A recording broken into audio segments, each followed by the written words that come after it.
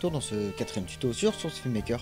Aujourd'hui dans ce tuto nous allons donc apprendre ce que c'est donc l'animation en elle-même, tout ce qui est au niveau des mouvements des personnages principaux. Attention, je dis ça va être que la base du mouvement. Dans un prochain tuto je vais vous montrer comment être un peu plus précis au niveau de l'animation, et ça sera un petit peu tout que je pourrais vous faire déjà dans ce premier tutoriel sur SFM. Donc ça va être, on va parler donc de l'animation. Le tuto va peut-être être plus long ou plus court, je ne sais pas, mais je vais tenter de faire un peu plus court au niveau du format. On va voir ce que ça va donner. Je ne suis pas sûr du résultat, mais on va quand même essayer de faire un bon rendu, et surtout que ça soit explicable et que ça soit compris par tout le monde. Alors donc la dernière fois nous étions laissés, si je me rappelle bien, ici sur SFM, quand on avait appris. Attends, je vais juste regarder ça de suite et je vous dis ça de suite. Alors on a appris donc alors dernier tuto SFM qui était sorti, tuto 3, c'était donc, ils me disent, je ne me rappelle plus. Hop, il n'y a pas, c'est pas grave. Alors dans ce quatrième tuto nous allons apprendre l'animation. Vous vous rappelez que il y avait plusieurs façons d'animer. Quand on va dans le Graph Editor, dans le Motion Editor, vous savez, il y a l'animation normale et il y a les fameux rigs que nous pouvons loader, qui nous permettent une nettement plus grande précision au niveau de l'animation. Je vais vous montrer donc la base de l'animation, mais avec les fameux rigs des modèles. Donc il y a plusieurs façons d'animer dans SFM. Il y a la première façon donc avec le Motion Editor, et la seconde façon avec le Graph Editor. Nous allons plus nous concentrer donc sur le Graph Editor, qui est, je trouve personnellement, beaucoup plus simple d'acquisition pour les personnes qui débutent dans SFM, plutôt que le Motion Editor. Le Motion Editor, je commence un petit peu à l'utiliser, c'est très compliqué de l'utiliser, mais j'essaierai comme de faire mon mieux un prochain tuto pour vous montrer comment ça va être. Là donc pour le Motion Editor, donc pour ceux qui utilisent des logiciels comme Cinema 4D ou d'autres logiciels où nous devons faire un tracé, faire un déplacement d'image par exemple. Pour vous, c'est beaucoup plus simple, parce qu'en fait, il suffit, par exemple, je vais avancer dans la vidéo, ici environ, donc à 500 secondes, 50 centièmes de seconde. Ce qu'il va falloir faire, donc c'est par exemple, vous appuyez donc sur M, voilà, et donc vous avez posé une première clé. Donc cette clé, c'est un point de repère pour le modèle. Après ensuite, on va déplacer notre barre, on va déplacer jusqu'à là, par exemple, à 916 centièmes de seconde, et j'appuie sur M. Ensuite, je déplace par exemple mon bras, comme ça par exemple, et vous voyez qu'il y a donc un petit trait ici, vous voyez, qui va dans ce sens, et ça va juste ça va faire l'animation, voilà. Et donc ceci, ça veut dire qu'il y a un geste qui a été enregistré. Donc maintenant, dès qu'on va revenir ici à la première clé, le geste, le bras va se déplacer. Voilà, donc c'est aussi simple que ça, l'animation. Après, c'est ce qui va être compliqué, surtout parce que après c'est surtout un mélange de tout en même temps qui va nous donner toutes ces animations. Donc par exemple, mon geste, il est très cash, il est pas beau. Ce qu'il va falloir faire, donc si vous voulez, par exemple sur une scène, vous avez une scène qui ne bouge pas beaucoup, vous voulez ça reste encore vivant, ce que je vous conseille, par exemple, je vais avancer un petit peu plus, à la moitié d'une seconde, et je vais mettre une clé. Et donc ici, si on remarque très bien, vous voyez, donc ici il y a la fameuse courbe là, donc là ici c'est à dire qu'il n'y a pas d'animation, et dès qu'il y a cette courbe, c'est à dire qu'en gros il y a une animation qui est en train d'être faite actuellement. Et là vous voyez ça, donc c'est la fin de l'animation, parce que dès que je commence l'animation, hop là, vous voyez, il va y avoir cette petite vague pour donner cet effet un peu plus naturel. Et donc au début, le geste n'est pas naturel, vous posez une clé au début aussi. Et voilà, donc là vous avez votre ondulation, vous voyez, maintenant ça fait une ondulation comme une vague, ce qui va permettre de faire cet effet plus naturel. Bon, bien sûr, c'est tout un apprentissage à faire, c'est très long à apprendre, il m'a fallu énormément de temps pour comprendre comment ça fonctionnait, et maintenant c'est bon, maintenant j'ai plus vraiment de problème, parce qu'il faut quand même un peu savoir, comment ça fonctionne. Ensuite, par exemple, imaginons que un petit conseil que je vous donne des fois, dès que vous, par exemple, vous voulez faire une animation beaucoup plus cash, par exemple, ce que je vous conseille, c'est donc vous sélectionnez ici, donc j'appuie sur Shift pour tout sélectionner, vous cliquez ici, hop, Et l'animation maintenant va être beaucoup plus cash. Oui, donc elle va être directe et pas avoir ces ondulations. Elle va revenir comme avant. Si vous voulez que ça revienne comme une ondulation, vous cliquez ici. Voilà. Et ici, vous allez cliquer ici. Là, en Split Tangent. Et voilà, nous sommes de retour comme avant avec cette fameuse ondulation. Donc c'est vraiment assez simple à comprendre. Et c'est tout ce qu'il faut un peu savoir. Bon après, le reste, j'ai pas encore testé, mais j'essaierai pour un peu essayer de donner pas mon avis, mais essayer de vous montrer ce que ça pourrait donner pour faire un peu plus complet le tuto. Donc voilà, donc c'est vraiment assez simple. Et par exemple, ce qu'on peut faire, c'est par exemple donner un effet de... Par exemple, je vais essayer un truc assez simple au niveau du... Juste, attendez, voilà. Non, parce que je voulais... Voilà, maintenant ça rame un petit peu moins de mon côté, donc c'est ce qu'il faut. Par exemple, je vais donner un effet un peu plus... Je vais voir ce que je vais faire. Par exemple, un truc que nous pouvons faire avec les rigs, qui est très simple, qui fonctionne énormément que sur les modèles de TF2. Ah merde, ça pas tout sélectionné, voilà. Ce que vous pouvez faire, c'est par exemple, vous cliquez sur le pelvis du personnage, par exemple même sur les snipers ça fonctionne, mais que quand le rig ils sont activés. Et vous pouvez par exemple faire l'animation quand le personnage va sauter. Hop. Voilà, donc c'est un petit peu fait à la va-vite, oui. Alors, un truc qui est très important à savoir, dès que nous avons une scène par exemple ici, dès qu'on va déplacer le modèle, par exemple là, là il y a la clé, je suis en dehors de la clé. Si on bouge le modèle et qu'on n'est pas sur la clé, elle va créer automatiquement une nouvelle clé, donc pas besoin d'appuyer directement sur M. Et voilà un peu ce que ça donne. Donc c'est pas une animation de, c'est pas une énorme animation digne des Saxiaware, mais c'est pour vous montrer un petit peu. Je fais comme ça, j'avance un petit peu l'animation. Donc si on sélectionne tout, bah nous pouvons tout déplacer, toutes les clés. Je reviens au début, je pose une clé. La clé ne se va pas énormément. Ce qu'on va faire, c'est qu'on va remettre une animation de base. Ça, et voilà. Donc voilà ce que donne l'animation. C'est pas énorme, mais c'est juste pour vous montrer un petit peu comment ça fonctionne l'animation. Après, ça peut devenir beaucoup plus complexe au niveau de l'animation. Ensuite, donc ça c'est bon. Donc je vais supprimer mes clés. Voilà. Et ensuite, nous allons passer donc dans le Motion Editor. Le Motion Editor est un petit peu différent en termes d'utilisation, parce que par exemple j'ai envie de refaire mon saut du médic qu'il a fait. Ce qu'il va falloir faire, donc ici vous allez bord, donc toute la barre est verte. Si la barre n'est pas verte, ou par exemple vous avez un morceau qui est juste comme ça, ce que je vous conseille c'est donc CTRL A, comme ça vous avez toute la timeline qui est sélectionnée pour l'animation. Donc en gros c'est pendant toute la scène qui va être jouée, la pause va être gardée. Mais je vous montrerai juste après comment ça fonctionne un petit peu mieux. Alors donc là, au bord nous avons donc les extrémités donc, de notre mouvement qui va être créé. Vous pouvez donc sélectionner. Donc là vous voyez il y a la fameuse barre donc, qui peut se déplacer. Donc elle peut être des deux côtés, hein. Donc hop ici et après juste là. Et voilà, donc après là nous avons notre animation. Par exemple, j'ai envie de faire mon mouvement, je fais comme ça. Maintenant le mouvement va être créé. Mais sauf que le mouvement, bah, vu qu'ici ça part sec, il va être créé, ça va être fait sec. Mais tellement sec que voilà, ça va juste faire comme une image en fait qui ne bouge pas. Ce qu'il va falloir faire donc c'est, vous allez au bord. Donc ici vous avez donc votre flèche, vous avez donc 3 flèches pour ici.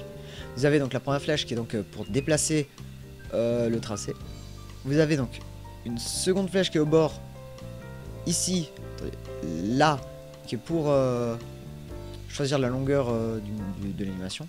Et nous avons une troisième, si nous mettons au bord, qui est comme ça, en 2 flèches, et qui est pour le commencement du mouvement. Par exemple, je vais mettre renouveau maintenant ma flèche en bas, comme ça. Maintenant, vous voyez, le mouvement, donc c'est créé, par exemple. Et ça fait comme ça. Ça fait un petit peu très sec, mais voilà. Vous voyez, le mouvement, donc c'est créé. Après, c'est toute une question d'apprentissage. Hein. C'est très... voilà, faut avoir l'habitude faut déjà prendre bien en main le logiciel. Et là, donc l'animation est toujours trop cash.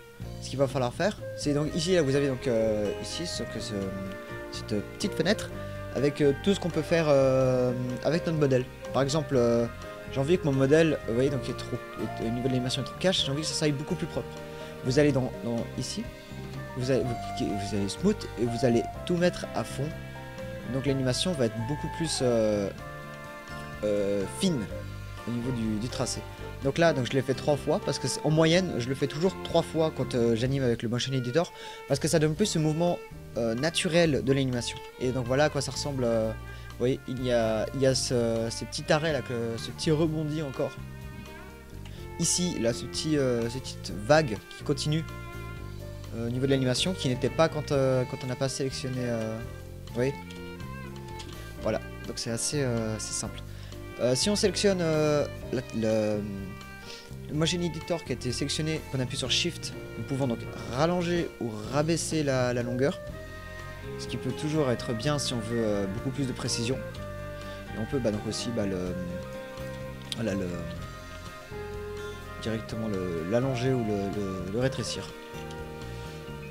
Ensuite, qu'est-ce que nous avons? Alors, je vais mettre comme ça, avec donc 3 smooth. 2, 3. Maintenant, donc l'animation va être beaucoup plus naturelle. Ensuite, nous avons donc le jitter. Jitter, donc ça permet en fait un peu de faire n'importe quoi donc avec le modèle. Donc vous voyez là directement les tracés qui commencent déjà à faire n'importe quoi.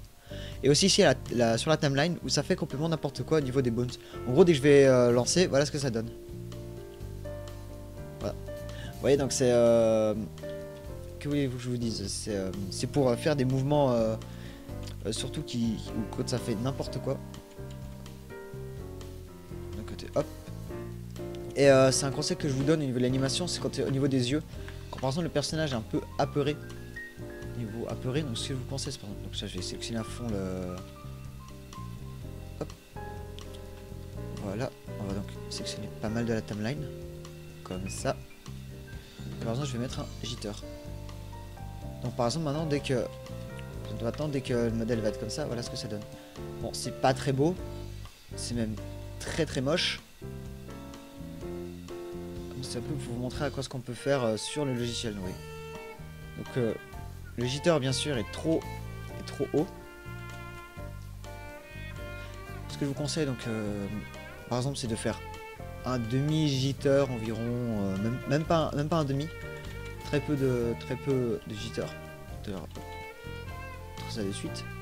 Je vais mettre par exemple même pas un demi jitter. Voilà ce que ça donne. Je peux même encore faire moins de jitter. Juste comme ça. Et voilà. Vous voyez. Ça donne. C'est donne en fait surtout pour l'animation en fait dès que le personnage peut être apeuré par exemple.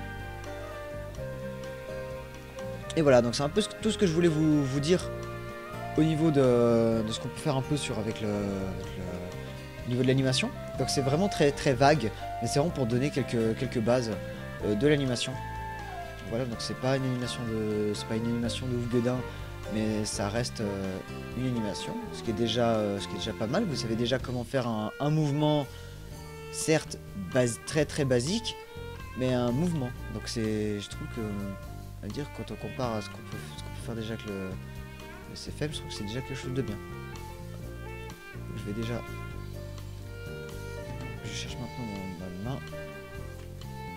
Alors le modèle il a fait n'importe quoi. Parce qu'en fait ce que j'ai fait directement, ce qu'il faut éviter, c'est qu'en fait j'ai fait tout delete. Et donc en gros ça a rendu le personnage à sa pose de base, en gros tout basique. Donc ça c'est fait. Donc j'ai pas vraiment de dernière petite chose à vous montrer. Donc ça a l'air d'être très bon. Niveau de l'animation après, on peut bien sûr, je vais prendre, alors je vais donc enlever les règles du modèle. Voilà. Médic, importe séquence. Donc ici dans les séquences, nous avons toutes les séquences de Team Fortress, donc toutes les animations. Chaque personnage ont leurs animations. Et aussi certains modèles que vous importerez seront ou pourront avoir des animations directement, des séquences. Et je vais prendre une séquence basique, par exemple. Je sais pas, je vais prendre une animation assez basique. Par exemple, cette animation. Donc, quand il dit Oktoberfest, oui. Je vais même mettre un Medigun. Donc, hop. Medi. Ah, attendez, vous voyez pas. Voilà. Un Medigun user mode. Non, Team Fortress. TF Movies peut-être. Est-ce qu'il est dans TF Movies? Voilà. Medic, donc on va faire toujours la technique pour bloquer des modèles. Bon, bien sûr ici c'est pas du tout bien. C'est pas du tout bien bloqué. Donc attendez alors. Séquence. Bref.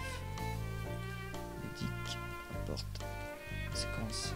Ce que vous pouvez faire par exemple c'est bah attendez, je vais vous montrer. Je vais donc mettre un stand secondary qui est donc l'animation du minigun qui tient.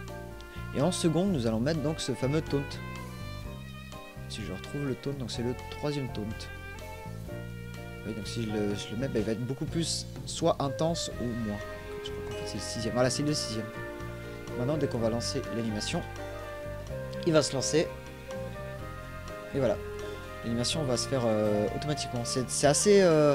on va dire c'est assez spécial à utiliser, mais en tout cas ça fonctionne plus ou moins bien. Donc je vais quand même mettre le médic un peu plus contre la lumière, ça on le verra un petit peu mieux. Donc voilà l'animation donc qu'il va avoir, donc ça va être ça.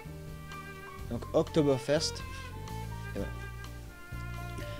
voilà. Par exemple j'ai envie que mon modèle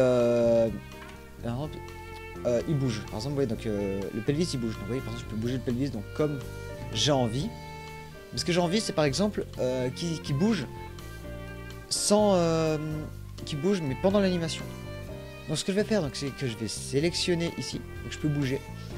Et après, ce que vous allez faire, c'est que vous allez appuyer sur espace. Et après, je peux bouger comme ça l'animation. Et voilà ce que ça donne. En gros, maintenant, bah, vous voyez, donc sur la ligne, ça s'est recréé une nouvelle série. Et voilà, vous voyez, donc ça va bouger automatiquement. Je peux faire la même chose par exemple avec le sniper. Par exemple, j'ai envie par exemple, de bouger ici, le spin. Je vais faire ça. Donc je vais prendre ici. Vous voyez, donc il va. Oups. Par exemple, il va bouger comme ça. Et ce que j'ai envie, par exemple, c'est qu'il bouge. Donc, ce que je vais faire, c'est que je vais appuyer sur espace en tenant ce que je déplace. Et voilà, donc là, je peux déplacer comme je veux avec la souris. Donc je peux animer directement à la souris. Donc c'est beaucoup plus rapide si on veut faire une animation assez rapide et si on n'a pas le temps d'animer. Et après donc je rajoute 3 smooths et voilà, donc l'animation là est beaucoup plus entre parenthèses naturelle à l'origine, ce qui peut être se révéler très utile souvent quand par exemple il y a des personnages en fond qui veulent être déplacés. Et donc je peux faire ça donc par exemple comme je veux. Par exemple ici le spin, pendant qu'il se déplace j'ai envie de faire n'importe quoi, donc voilà, donc là je peux faire n'importe quoi, donc par exemple comme ça. Hop. Oui, donc ici sur la ligne ça s'est marqué et après bah ça va s'animer. C'est pas très beau, mais voilà. Vous avez un petit peu compris les bases, comment animer. Et au passage une animation, par exemple je vais prendre une partie du modèle de Medic qui par exemple je sais pas, je vais prendre le spin 3, le spin 2. Donc le spin 2 par exemple, vous voyez il y a beaucoup d'animations enregistrées. Ce que je vous conseille pas, c'est d'animer directement via donc ici donc c'est marqué le Graph Editor avec F4. Je vous déconseille d'animer directement avec le Graph Editor parce que je pose ma clé, tout va bien. Mais si j'avance, par exemple je mets comme ça, il va marquer une clé ici aussi. Et l'animation va pas être ne va pas du tout être belle. Ça c'est ce que je vous conseille d'éviter à faire, c'est de faire ça. Par contre je pose la clé ici, comme ça. Et voilà, donc là la clé va être. Voilà, la clé va. On voit pas énormément de ce que ça peut donner. Par exemple, je vais te mettre par exemple ma main. Voyez, donc, la main va être comme ça. Donc, je continue à avancer, genre un petit peu. Je mets comme ça. Et voilà, là vous voyez, l'animation là fait n'importe quoi. Et c'est ce que je vous déconseille, c'est d'animer directement via l'animation editor dès que vous avez une animation par exemple d'une séquence qui est déjà faite. Ce que je vous conseille, c'est directement d'animer dans l'animation set editor. Ouais, l'animation set. Non, motion editor, désolé. Donc je vais ici par exemple, et j'ai envie que mon bras fasse n'importe quoi, mais qui garde toujours ce côté naturel de l'animation. Ce que je vous conseille donc c'est de faire comme ça, lancer la séquence, vous arrivez de l'autre côté, et je vais mettre mon bras comme ça. qui va se passer, c'est qu'il va continuer son mouvement en partant légèrement de l'autre côté. Tout en gardant l'animation, sans que, vous voyez, ça bousille l'animation dans l'animation editor. C'est assez compliqué à comprendre, mais dès qu'on a compris, on va dire qu'on a compris facilement 60% de l'animation en général dans Source Maker. Bien, j'espère que ce tutoriel vous aura donc fait savoir des choses à propos de l'animation, comment ça fonctionne un peu plus précisément. J'espère que ça vous aura plu. N'hésitez pas surtout à partager, parce que c'est toujours bien les personnes, je connais énormément de personnes qui sont perdues sur SFM, et peut-être qu'il y en a encore plus qui sont perdus sur SFM, qui ne savent pas comment ça fonctionne. Donc je vous conseille de vous le partager aux personnes qui veulent se lancer dans le SFM.